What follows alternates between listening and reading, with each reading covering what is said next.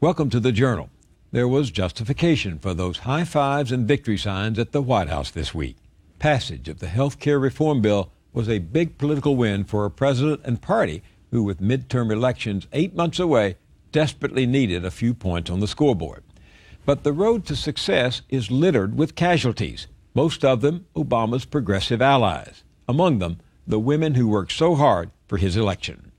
After all the White House hoopla was over and the lights and cameras were gone, the president quietly signed an executive order continuing a ban on federal funding for abortions, part of the deal he made with pro-life Democrats to get their votes. Terry O'Neill, president of the National Organization for Women, NOW, was outraged. She said feminist progressive principles are in direct conflict with many of the compromises built into and tacked onto this legislation. Terry O'Neill is with me now. An attorney, law professor, and social justice activist, she became president of NOW last June. Joining us is John Nichols, author, political journalist, and Washington correspondent of The Nation magazine. He wrote this article on The Nation's blog, headlined, "Now that Obama's signed it, let's reform the reform." Both of them are progressives who prescribed a much stronger dose of health care reform than we got. So my question to them is, where do we go from here? John, Terry, welcome to the Journal. Thank you. This is the most sweeping piece of legislation passed since Medicare in 1965. What do you think of it? Well, that's exactly right. It's the first time in this country's history that we have had comprehensive health care legislation. And it is painful to me that women's health has been singled out. The first time that we do this as a country, we single out women to be deprived of ordinary health care that they need. And I'm talking about the sweeping anti-abortion provision there. 40% of women have had or will have an abortion in their lifetime. It is a common medical procedure. It needs to be safe. It needs to be fully and equally accessible to all women. And what has been enshrined in this law is not so much the principle about whether federal dollars go to pay for abortion. What is really enshrined in this law is that ideology can trump health care needs of an entire class of people in this country. That, of course, is what you don't like about the bill. Right. But are there some things in it that you admire or that you're glad we have now? Sure. We like the preventive measures. Senator Barbara Mikulski put in strengthening language that requires insurance companies to cover mammograms and Pap tests and other types of screening, and that's great. We like the community-based healthcare centers. We like more funding for low-income, uninsured, and underinsured people. What do you like about it? There's things I love in this bill. Senator Bernie Sanders from Vermont, strong supporter of single-payer Medicare for all, put in some incredible measures that extend and protect public health clinics, make them stronger, allow for a lot more funding to go there. These are going to be our first line in a whole bunch of public health. They're great. Senator Sanders also put in a provision that, in an incredible fight, that will eventually allow states to experiment with something closer to a Medicare for all, single-payer type model. Unfortunately, you can't do it for the better part of 10 years.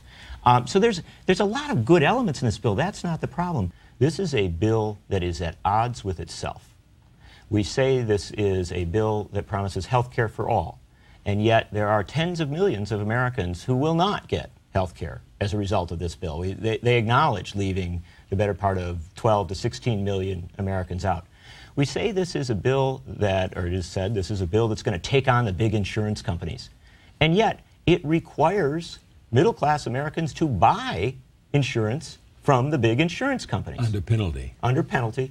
We say this is a bill that recognizes science and reality, public health concerns, and yet, as my colleague here points out, we leave over half the population out in a basic health care requirement, a basic health care need, and we also deny public health because this bill discriminates against immigrants who live in this country but have not yet achieved citizenship. David Linhart in the New York Times says this is the federal government's biggest attack on economic inequality in over 30 years. That should please both of you as progressives, right? Yes, yes, it does. And I think what's best about this law really is the concept of it. The actual provisions of it are not good, but the concept that, in fact, the federal government has the largest role to play. So that's a big deal. And there are parts of the law that really do go to providing more and better care for people who have not had access, uninsured and underinsured. I disagree in a sense that there are provisions of the law that suck people, particularly women, who can least afford it. So, for example, the age rating, right? The insurance companies are permitted specifically under the law to charge 3 times the premiums to older people. They haven't said what age, but presumably be something like from 40 to 64, and then at 65 you go on Medicare. But from 40 to 64, your premium could be triple that of a younger adult. Who does this hit? It hits middle-aged women whose entire careers have been affected by systematic wage discrimination. Why do you think President Obama decided so early last year, before all of this actually began, to leave the for-profit insurance industry alone? I think he didn't want to fight that fight because that is the great struggle. And I don't mean to say I'm prescient or anything like that, but I was there at the inaugural, and I listened to that inaugural address, which I frankly thought was a pretty weak address. The address he should have given at the start was, this country has been in chains. This country has been prevented from making real progress for generations because of immense corporate power driven into our politics through our elections and through lobbying, and it is my intention to break those chains. And the place where I will begin to break them is in the healthcare fight. If he had done that, if he had said from the start, we would have had a very different healthcare debate. It would have been a better healthcare debate. He would have been accused of being a socialist.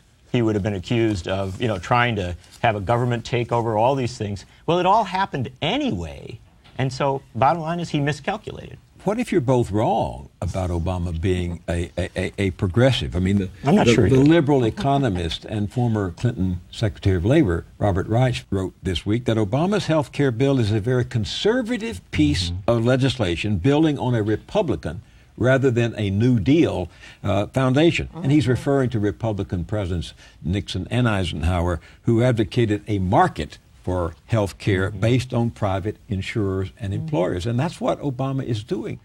President Obama abandoned the logical, progressive responses to a health care crisis at the start.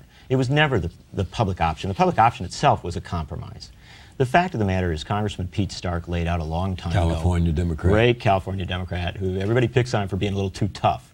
Well, he said it very bluntly a long time ago. We've got a great single-payer program in America. It's called Medicare.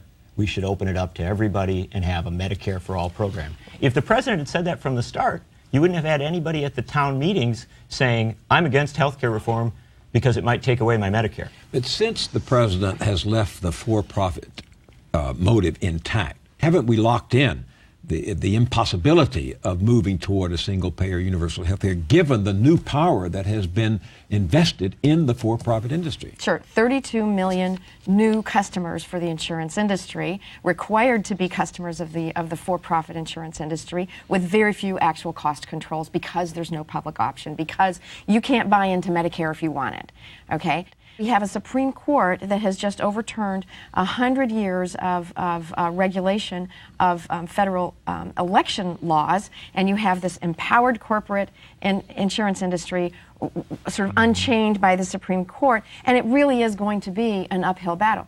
So sum up for me, Terry, as succinctly as you can, the impact of this legislation as you see it on women. All right. We've been told over and over again that gender rating is gone, but it's not. Employers with more than 100 employees who buy into a plan on an exchange, the insurance companies will be permitted to charge higher premiums, up to 50% higher for women than for men, just because they're women. Age rating, we've talked about that before. The triple premiums being paid by older people has a disproportionate impact on women. So these are the issues that we see that are problematic. What did you think when you heard about the president's 11th hour decision to sign the executive order It was quite a private affair, as you know. The White House released only one photo of the actual signing. It's only 2 pages long, this executive order, but some people are suggesting that it may be the most important signature Obama will put on a bill this year because it assured passage of health care legislation by gaining a handful of critical pro-life Democrats. What did you think when you heard about that? Well, we put out a statement that said we were incensed, and I stand by that statement. Look, have you read the executive order? I did. I read the executive order, and it does 2 things. First of all, it says that it's necessary to enforce the principle that tax dollars should not be used to pay for abortion. Number 1, it suggests, this language suggests that the Hyde Amendment is settled law. I've been hearing that during the entire health care debate. It's not so. The Hyde Amendment is not settled law, not until we put it into this law. As originally passed, the amendment simply said that Medicaid dollars could not be used to fund abortions for low-income women. The Hyde Amendment was passed in 1976. It was an illegitimate tack-on to a must-pass appropriations measure. Every single year since then, it has been tacked on to an appropriations measure, and it changes every single year because of that. Some years it's more onerous to low-income women. Some years it's less onerous to low-income women. What this law says goes way beyond Hyde because it says we are enshrining a principle that no federal tax dollars, no subsidies, no direct, no indirect, no funding whatsoever for women's abortions. This law requires anyone who buys into a plan that happens to cover abortion care would have to write 2 checks. 1 check for the abortion care part and 1 check for everything else, okay? It's bizarre, and it does nothing to actually segregate funds. All it does is segregate this particular health care service. But there are some contrary opinions to that. Michael Shear, writing in the Washington Post, says it does little more than restate the existing ban on public financing of abortion, the old Hyde Amendment. And the White House, remember, the White House press secretary says, we reiterated the status quo, and we're comfortable reiterating that status quo now. With all due respect, it's the job of the White House press secretary to say that, right? and I have great respect for Mr. Shear. I assume he's read the executive order as my friend here has. He counted the word. I'm going to disagree with him, but it reinforces the notion that getting to this basic principle, we're going to go through a smorgasbord. Right? We can walk down the smorgasbord. We say, well, yes, of course, it's moral and decent to make sure that every American has health care, but I'm not going to take the plate that for women, or I'm not going to take the one for immigrants. I'm not going to take the one for public health. I'm not going to. Now, this is the wrong way to frame a discussion. If those who are opposed, my conservative friends who are opposed to health care reform, who don't believe it's a right, they should absolutely say, I'm opposed to it. I don't like government. I don't think government should do this. But people who actually believe in health care reform ought not be reinforcing the smorgasbord notion of reform. What do low-income women do now if they want an abortion?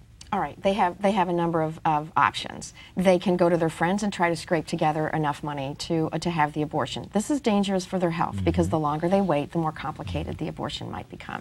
That's number 1. Number 2, some states, in 17 states, there is public assistance for women to have abortions, notwithstanding the ban on Medicaid funding. Some states do provide funding for it. Number 3, there are private funds. There's a national network of abortion funds that helps women get funding for abortions. And what do other women do? They self-induce.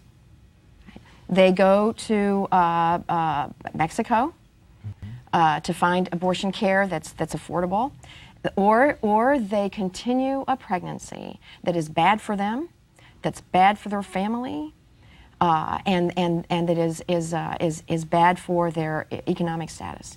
Right. Yeah, I hear both of you, but I hear you against the sound of the political world in my ears as well. And, you know, one long-time Washington insider, William Galston of the Brookings Institution, you probably know him, says the executive order found a sweet spot, something that didn't send the base of the party into a tizzy, but seems to have satisfied a very important minority within the party. Galston says it was the model of win-win pragmatism.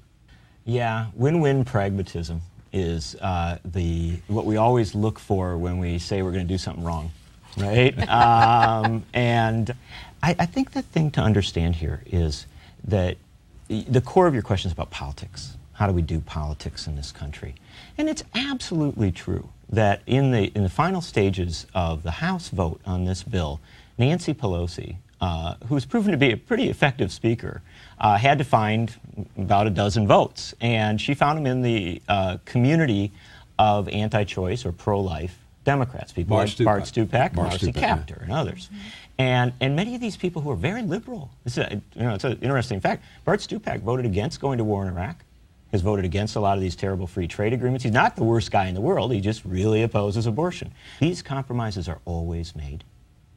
And the most important thing is that we're here today screaming and yelling about it. And I'll tell you why. Every bit of social progress in this country has come in what's best referred to as a reform moment.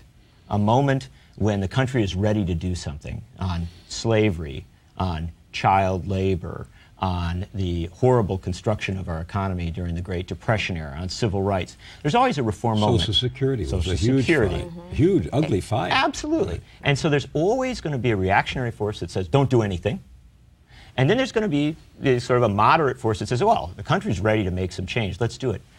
The essential element, I will argue, and I don't think it's so self-focused or self-absorbed, is that it's always the progressives, the people who say this is not going far enough, who ultimately build on the construct and make it into something worthy of the American experiment. The objections that we raise to this health care bill, the demands that we make that it be improved, that we in fact reform the reform, that's what's going to give us a health care system that is humane, that is decent, that is worthy of the United States. Yeah, but how?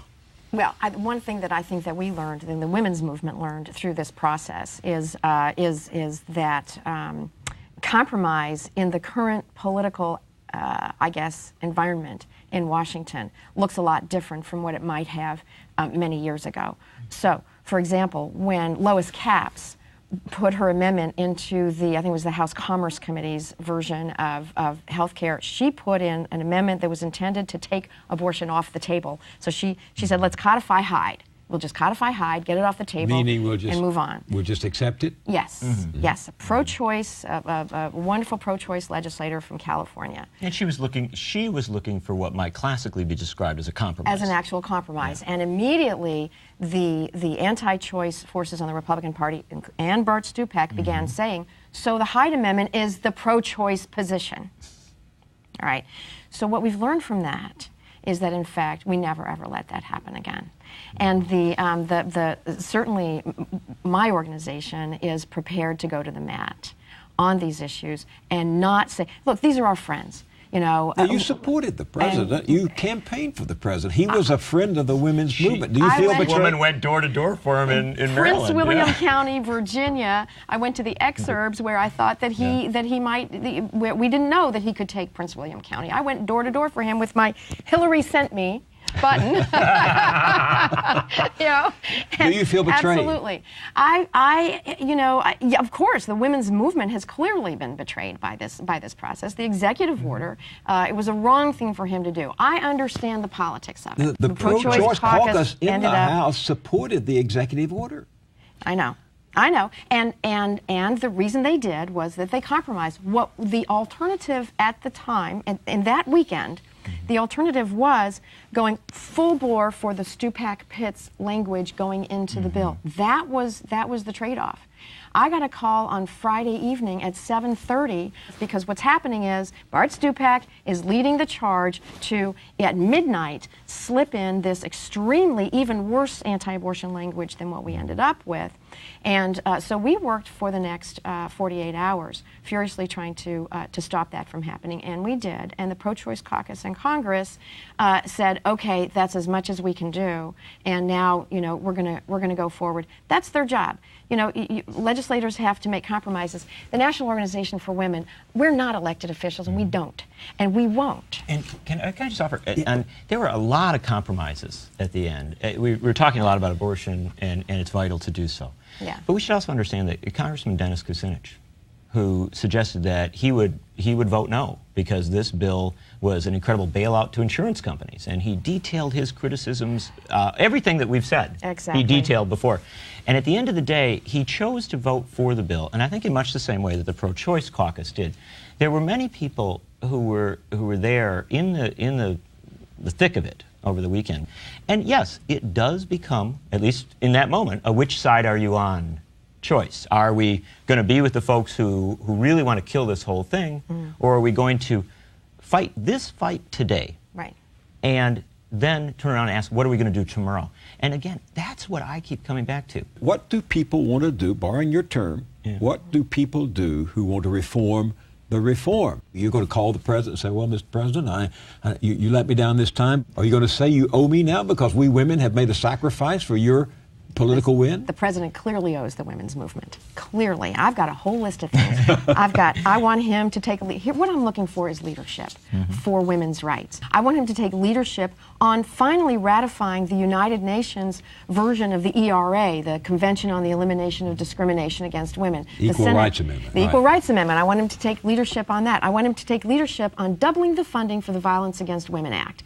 Because even at double, it's not going to serve all the needs, but we need to double it now. What my organization is doing immediately is we are seriously ramping up. We're going to our efforts to repeal the Hyde Amendment. Why? Because Hyde is the basis for this language that actually got into the law that eventually, according to the George Washington University School of Public Health, this law, if it's not changed, over a period of years, all insurance companies in all plans will eventually conclude that it is too much trouble to offer abortion coverage at all. 87% of private insurance policies today cover abortion care. That goes away if we don't make changes in this law. That's a big fight. Karl Rove wrote this week that Republicans are going to reform the reform. They're going to push to repeal it, and they're going to make it an issue in the November elections. Are you, when you call for reforming the reform, helping the Republicans in their campaign? Not in the least. Look, the fact of the matter is that's their job, if you will. And I don't think this is just Republicans. The fact of the matter is polling shows an awful lot of Republicans think that a lot of this reform is very, very good. Already there are divisions within the Republican caucus about whether they're for full repeal or just changing some of the things. And that's really where we're at. The fact is, this bill is never going to be repealed. It's not going to be thrown out. We've opened up a great debate in this country. There will be conservatives, even reactionaries, who say that the bill must be weakened, it must be changed. They will offer their solutions. The only mistake that progressives would make would be to think that it is the job of progressives to defend this bill as is. If there are polls from the left and the right, then the compromises, if you will be in a good direction. If there are not polls from the left, if the left simply becomes an amen corner for the bill that was passed, it will get steadily worse because all the noise will come from the right. So what do you want progressives to do tomorrow morning? I've seen a rise in energy. I think people do believe that we might actually be in a reform moment. And it may not be everything we want, but that's good. If we're there, then we can start to define things. I'm excited about a lot of stuff that's happening. I'm in no ways tired. I look at Congressman Alan Grayson from Florida, who has proposed a Buy Into Medicare Act. And he just says, you know, let's just say that if instead of forcing people to buy health care from a private insurance company, you can also buy in at cost, no matter what your age, to Medicare. Let's hear a little of that. This simple bill would allow anybody, any American, any permanent resident, to buy into Medicare at cost. And what it does is it takes this enormously valuable public resource called the Medicare Provider Network, and it makes it available to all Americans. We've spent billions putting together a Medicare provider network that stretches from Nome, Alaska, all the way to Key West, Florida. We've spent billions doing that, and yet only 1/8 of the population can use it. I say to those people on the other side of the aisle, if you don't want to buy into the public option, that's fine, but don't prevent me and my family and the ones who I love from doing the same. Does that proposal have any chance? Do you know, this is an interesting thing. Alan Grayson proposed it, and it's 4 pages long, and I know Congressman Grayson. He put it together pretty quickly. Democrat from Florida. Real rabble-rouser. To his surprise, He's already got 80 co-sponsors. He put a petition up saying, let's petition Congress on this. They were getting people to sign on at a rate of 1 every 6 seconds across the country. The fact of the matter is, Barack Obama is a cautious president. It is time to go out and make him do the things that need to be done, and that's an organizing task. Understood, but some of those allies of Obama feel very disconsolate now because he keeps asking his most devoted constituents, women, gays, unions, African Americans, to swallow a few toads while he battles on behalf of a broader agenda. How long can you wait? How long can you wait? We already waited as long as we can wait. We are, as the grassroots arm of the women's movement, we are dedicated to going to the grassroots and demanding the change that we really need. Everybody is telling me, oh my goodness, hide a settled law. You can't do anything about it. Fine. That's what you say inside the Beltway. We're not based inside the Beltway. We are based out in the field. We've got chapters out all across the country. That's where we are. And that's where people, I can't tell you how many women I know would like to buy into Medicare today, and I'm one of them. If I could, I'd buy Medicare. It's a great program. My mom was very well served. So was my dad by that. So yeah, we're taking it to the grassroots. And that's where President Obama got his great strength. And that is where we are going to get our great strength. John Nichols, Terry O'Neill, thanks for joining me on The Journal. Thank you.